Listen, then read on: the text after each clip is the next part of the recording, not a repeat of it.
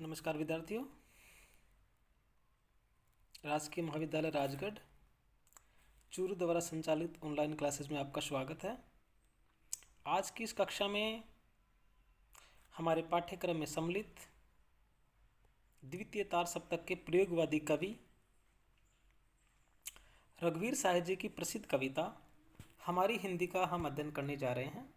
अगर आपने अभी तक हमारे यूट्यूब चैनल को सब्सक्राइब नहीं किया है तो जल्दी से हमारे यूट्यूब चैनल CCE राज GCR चूरू को सब्सक्राइब कीजिए ताकि आप हिंदी साहित्य के अलावा और भी कक्षाओं का अध्ययन कर सकें।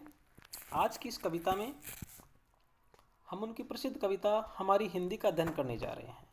कविता का शीर्षक है हमारी हिंदी। देखिए, आज हमारी हिंदी की जो स्थिति है उस पर कवि रघुवीर साहब जी ने चिंता व्यक्त की है और हिंदी के चाल चलन को लेकर कवि ने सुंदर व्यंग लिखा है कि हमारी हिंदी एक दुहाजू की नई बीवी है, बहुत बोलने वाली, बहुत खाने वाली, बहुत सोने वाली, गहने गड़ाते जाओ, सर पर चढ़ाते जाओ। देखिए क्या है, कवि कहते हैं दुहाजू। दुहाजू का मतलब होता है दूसरी पत्नी, दूसरा विवाह करने वाला। कवि कहते हैं कि जब पहली पत्नी मर जाए या छोड़कर चली जाए तो व्यक्ति की दूसरी बीवी की तरह हिंदी के प्रति हमारा व्यवहार रहता है। दूसरी पत्नी के प्रति हमारा जो व्यवहार रहता है वही व्यवहार आज हमारा हिंदी के प्रति है। कैसे है देखिए, पहले तो क्या हुआ कि हमारा जो मोह है अंग्रेजी या उर्दू भाषा का रहा, अब उन्हें छोड़कर हिंदी को अपनाया। इस तरह दुहाजू व्यक्ति की नई बीवी के समान हिंदी हमारे लिए नई भाषा है। जैसे मान लीजिए कोई व्यक्ति है जिसकी पत्नी उसे छोड़ के चल जाए या मर जाए, और जब वह दुहाजू होता है अर्थात दूसरी बीवी लेके आता है और हम दूसरी बीवी के प्रति जैसा व्यवहार रखते हैं वैसा ही व्यवहार आज हम हिंदी के प्रति रख रहे हैं। कैसे कि प्रारंभ में तो हमारा मोह उर्दू से रहा, अंग्रेजी से रहा, और उसे छोड़कर यानी पहले वाली बीवी तो कौन हो गई, उर्दू और अंग्रेजी, उनको हमने छोड़ा। उसके प्रति हमारा मोह जरूर है, हमने उसको छोड़ा और हमने हिंदी को अपनाया तो हिंदी हमारी दूसरी बीवी हो गई। हिंदी हमारे लिए नई भाषा है, बहुत बोलने वाली, बहुत खाने वाली, बहुत सोने वाली। लेकिन हमारी ये हिंदी बहुत बोलने वाली, बहुत खाने वाली और बहुत सोने वाली है। जैसे मान ली नई बीवी आ गई, नई बीवी है वो बहुत बोल रही है, बहुत खा रही है, बहुत सो रही है। आज से क्या है, स्पष्ट अर्थ क्या है कि नई बीवी के सारे गुण या अवगुण जो रहते हैं उसी प्रकार हिंदी में काफ़ी कुछ कहना, लिखना, पढ़ना और चिंतन मनन करना पड़ता है। बहुत बोलने वाली, बहुत खाने वाली, बहुत सोने वाली मतलब कि हिंदी में बहुत कुछ कहना, बहुत कुछ लिखना, पढ़ना, चिंतन मनन करना हमें पड़ रहा है। जैसे दूसरी बीवी बहुत बोलती है, बहुत खाती है, बहुत सोती है, उसके बारे में हम अनेक बातें कहते रहते हैं। ऐसे ही आज हमारे मन में हिंदी के प्रति क्या विचार हो गया कि हिंदी में हमें बहुत कुछ कहना पड़ता है, बहुत कुछ सुनना पड़ता है, बहुत कुछ लिखना पड़ता है, चिंतन मनन हमें करना पड़ता है। अब दुहाजी व्यक्ति को नई बीवी के नखरे सहने पड़ते हैं। उसे प्रसन्न रखने के लिए वह व्यक्ति क्या करता है, गहने गढ़ाता है, उसे सिर पर भी चढ़ाता है। उसकी प्रत्येक फरमाइश पूरी करो, वह खूब खाकर क्या हो जाएगी, वह मुटाती जाए और वह क्या हो जाएगी, धीरे धीरे वह बीवी मोटी हो जाएगी, मुटाती जाए। और फिर क्या होगा, मोटी हो जाएगी तो अपने क्या होगा, पसीने से गंदाती जाए, घर का माल मेके पहुंचाती जाए। और मोटी जब हो जाएगी तो अपने पसीने की गंध फैलाती रहेगी तथा पत्ती से छिपकर या सामने ही घर का माल है वो मायके पहुंचाएगी। और क्या होगी, पड़ोसियों से जले, पड़ोसियों से जले, कचरा फेंकने को लेकर लड़े। और पड़ोसियों से ईर्ष्या रखेगी और बाहर कचरा फेंकने को लेकर उनसे लड़ेगी। हमारी हिंदी भी ठीक इसी तरह है। कैसे, इसमें नए नए शब्द गढ़े जाते हैं, कुछ तुकबंदियों को सजाया जाता है, रचना क्रम में खूब विस्तार किया जाता है, शब्द परिवर्तन, उत्पत्ति व्युत्पत्ति का ध्यान रखा जाता है। साथ ही अन्य भाषाओं की अपेक्षा रचना क्षेत्र में ईर्ष्या का ध्यान रखा जाता है। साथ ही अन्य भाषाओं की अपेक्षा ईर्ष्या क्षेत्र में तो रचना क्षेत्र में ईर्ष्या का भाव रखा जाता है और पूरी तरह आलोचना करने की होड़ भी लगी रहती है। आज हम देखिए, दूसरी भाषाओं की अपेक्षा, दूसरी भाषाओं की तुलना में हम हिंदी को महत्व दे रहे हैं, दूसरी भाषाओं से हम ईर्ष्या कर रहे हैं, उनकी हम आलोचना कर रहे हैं। इतना सब कुछ कहने पर भी, ये इतना कुछ सब कुछ करने पर भी हिंदी का पूरा रहस्य है वो समझ में नहीं आ रहा है। तो देखिए क्या है, घर से तो खैर निकलने का सवाल ही नहीं उठता, और औरतों को जो चाहिए घर ही में है। एक महाभारत है, एक रामायण है, तुलसीदास की भी, राधे श्याम की भी, एक नागिन की स्टोरी मैं गाने, और एक खारी बावली में छपा कोक शास्त्र।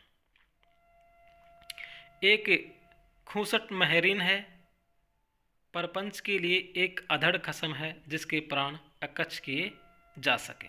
देखिए क्या है, घर से तो खैर निकलने का सवाल ही नहीं, औरतों को जो चाहिए घर ही में है। एक महाभारत है, एक रामायण है, तुलसी की भी, राधे श्याम की भी। तो देखिए क्या है, कवि कहते हैं कि हमारी हिंदी दुहाजू की नई बीवी है। वह ऐसी है कि उसे किसी काम से घर से बाहर निकलने की जरूरत ही नहीं है, क्योंकि अन्य औरतों की तरह उसे जो कुछ भी चाहे वह घर में उपलब्ध है। उसके घर में महाभारत है, यानी महाभारत हमारी हिंदी में, रामायण भी है, तुलसीदास द्वारा रचित तथा राधे श्याम द्वारा लिखित रामायण है, एक नागिन की स्टोरी में गाने, और एक खारी बावरी में छपा कोक शास्त्र। एक नागिन की कहानी भी बेसुरा गाने के लिए है, उसके पास खारी बावरी दिल्ली में छपी कोक शास्त्र की पुस्तक भी है, एक खूसट महरीन है, परपंच के लिए एक अधेड़ खसम है, जिसके प्राण अकच्छ किए जा सकें, और एक खूसट महारन भी है, जो घर के काम धंधों में टांग अड़ाया करती है, अधेड़ पति भी है, जिसके साथ वह कुतर्क करती रहती है या बात बात पर उसके प्राण लेने पर तत्पर रहती है, एक गुजकुलिया सा आंगन, कई कमरे, कुठरियाँ एक के अंदर एक, बिस्तरों पर चिकट तकिए, कुर्सियों पर गोंजे हुए उतारे कपड़े, फर्श पर डनकते गिलास, खूटियों पर कुचेली चादरें जो कुएं पर ले जाकर खींची जाएंगी। घर में सब कुछ है जो औरत को चाहिए। और फिर कवि कह रहे हैं कि अधेड़ पति भी है, जिसके साथ वह कुतर्क करती है और बात बात पर उसके प्राण लेने के लिए तत्पर रहती है। एक छोटा बेढंगा एवं गंदा आंगन भी है, और उसके साथ कई कमरे एवं कोठरियाँ भी हैं। बिस्तर पर गंदे मैले तकिए हैं, जो वहाँ कुर्सियों पर गंदे कपड़े उतार कर रखे हैं। फर्श पर गिलास लुढ़कते हैं, तो खूंटियों पर गंदी चादर लटकी हैं, जो कुएं पर ले जाकर धोई जाएंगी। प्रतीकात्मक वर्णन यह है कि हिंदी भाषा को घर में सारी सुविधाएं उपलब्ध हैं। हिंदी में महाभारत, तुलसीदास एवं राधेश्याम रचित दोनों रामायण हैं। कुछ कहानियों की किताबें, कोक शास्त्र आदि पुस्तकें भी हिंदी में उपलब्ध हैं। हमारी हिंदी का घर पूरी तरह बेढंगा है। क्यों? शब्दों का भंडार है तो उसके उपयोग करने वाले भी बेढंगे हैं। कई तत्सम शब्द हैं तो कई अनगढ़, अशुद्ध और काम चलाऊ शब्द भी हैं। इस प्रकार हमारी हिंदी अपने ही घर में उपेक्षित सी है। आगे देखिए कवि क्या कह रहे हैं।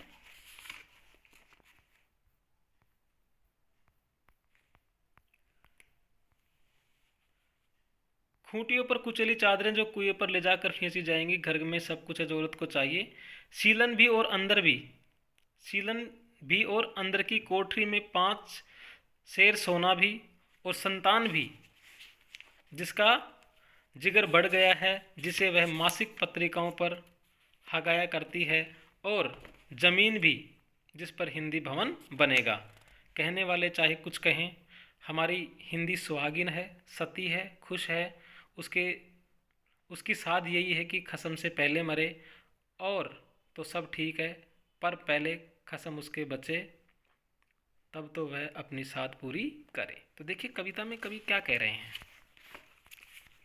घर में सब कुछ है जो औरत को चाहिए, सीलन भी और अंदर की कोठरी में 5 शेर सोना भी। कवि कह रहे हैं कि हमारी हिंदी दुहाजू की नई बीवी के समान है। उसके घर में सब कुछ है जो औरत को चाहिए। घर में सीलन भी है तो कोठरियों में 5 शेर सोना भी है, और संतान भी जिसका जिगर बढ़ गया है। उसकी संतान भी है जिसका हृदय कुछ बढ़ गया। अर्थात हिंदी से निकली उपभाषाएं और बोलियां अभी तक परिष्कृत नहीं है। शब्द भंडार व्यापक है पर उसका सही ढंग से उपयोग नहीं हो रहा है। जिसे वह मासिक पत्रिकाओं पर हगाया करती है, और जमीन भी जिस पर हिंदी भवन बनेगा। जिस जमीन पर नहीं, देखिए, जिसे वह मासिक पत्रिकाओं पर हगाया करती है, और जमीन भी जिस पर हिंदी भवन बनेगा। कि वह मासिक पत्रिकाओं के प्रकाशन में समृद्ध है। हिंदी में अनेक मासिक पत्रिकाएं आज निकल रही हैं, परंतु उन मासिक पत्रिकाओं के पाठक नहीं हैं। जिस जमीन पर हिंदी के विशाल भवन का निर्माण होगा, उसका दुरुपयोग हो रहा है। कवि व्यंग्य रूप में कहता है कि कहने वाले कुछ भी कहें, हमारी हिंदी सुहागिन और सती है, खुश है। उसकी यही आर्थिक इच्छा है कि वह पति से पहले मरे। अर्थात हिंदी भाषियों के रहते ही हिंदी का जीवन समाप्त हो जाए। तो इसमें आश्चर्य नहीं है कि आज देखिए हमारी हिंदी की ये दशा हो गई है कि कवि को क्या लिखना पड़ रहा है कि उसकी साध यही है कि खसम से पहले मरे। क्योंकि हिंदी को हम क्या कह रहे हैं यहाँ पर, एक दुहाजू बीबी कह रहे हैं, और वह दुहाजू बीबी ये चाहती है कि वह अपने खसम से पहले मरे। अर्थात हालात आज ये हो गए हैं कि हिंदी भाषियों के रहते भी हिंदी का जीवन समाप्त हो जाए। तो इसमें आश्चर्य नहीं है। क्यों? क्योंकि आज लोगों का हिंदी भाषा से मोह भंग हो रहा है और लोग अंग्रेजी की तरफ बढ़ रहे हैं। यानी उसकी साध यही कि खसम से पहले मरे। कि हिंदी भी लेकिन ये चाहती है कि उसके चाहने वाले जिंदा रहें और वो ख़त्म हो जाए। देखिए कितनी बड़ी बात कवि ने लिखी है। इसका मतलब हमें हमारी हिंदी के प्रति आज बहुत कुछ सचेत होने की आवश्यकता है। हिंदी के प्रति हमारा जो लगाव कम हो रहा है उसे बढ़ाने की ज़रूरत है, निरंतर बढ़ाने की ज़रूरत है। और तो सब ठीक है पर पहले कसम उससे बचे, तब तो वह अपनी साध पूरी करे। और देखिए सब और हिंदी भाषियों का या हिंदी के रचनाकारों का घोर विरोध हो रहा है। उनकी उपेक्षाएं हो रही हैं। वे अर्थाभाव में मर रहे हैं। पहले वे स्वयं बचें, फिर हिंदी को भी बचाया जा सकता है। सरकार भी हिंदी की पूरी उपेक्षा कर रही है। ऐसे में हमारी जो हिंदी भाषा है उसकी साध, उसकी इच्छा कैसे पूरी हो सकती है, ये एक चिंता रघुवीर साहब जी ने व्यक्त की है कि आज हमारी जो हिंदी है उसकी हालत क्या हो गई है। तो देखिए, इस कविता में अब तक कवि ने हिंदी के प्रति उपेक्षा और हिंदी की जो दुर्दशा है उसको लक्ष्य कर प्रतीकात्मक रूप में रोचक और व्यंग्यपूर्ण कवि ने वर्णन किया है। और भाषा है वो जो चलती भाषा में कवि ने लिखा है। सौंदर्य भाव जो अति प्रशस्त हैं। अलंकारों की हम बात करें तो प्रतीक रूप में कवि ने इस कविता के माध्यम से हिंदी की दुर्दशा और हिंदी की जो निरंतर उपेक्षा हो रही है उस पर कवि ने चिंता व्यक्त की है और व्यंग्य के रूप में, एक प्रतीकात्मक रूप में हिंदी को दुहाजू की बीवी बताया है। तो हमें भी, चूँकि हम हिंदी साहित्य के विद्यार्थी हैं, आप हिंदी साहित्य पढ़ते हैं, हमारे राष्ट्रीय भाषा है हिंदी, तो हमारा भी ये दायित्व, हमारा भी ये कर्तव्य बन जाता है कि हम भी हिंदी भाषा को समृद्ध, हिंदी भाषा के उत्थान में अपना योगदान दें और लोगों को हिंदी के प्रति सचेत करें, उन्हें हिंदी के प्रति, उनके मन में हिंदी के प्रति लगाव, प्रेम भाव पैदा करें ताकि हमारा हिंदी साहित्य जगत और समृद्ध हो सके। अगर आपको हमारे ये वीडियो पसंद आया है तो लाइक करना न भूलें। फिर से हम अगली कक्षा में मिलेंगे। रघुवीर साय जी की यही कविता हमारी हिंदी के कुछ बचे हुए पद भाग को लेकर हम अगली कक्षा में आएंगे। तब तक के लिए नमस्कार, धन्यवाद।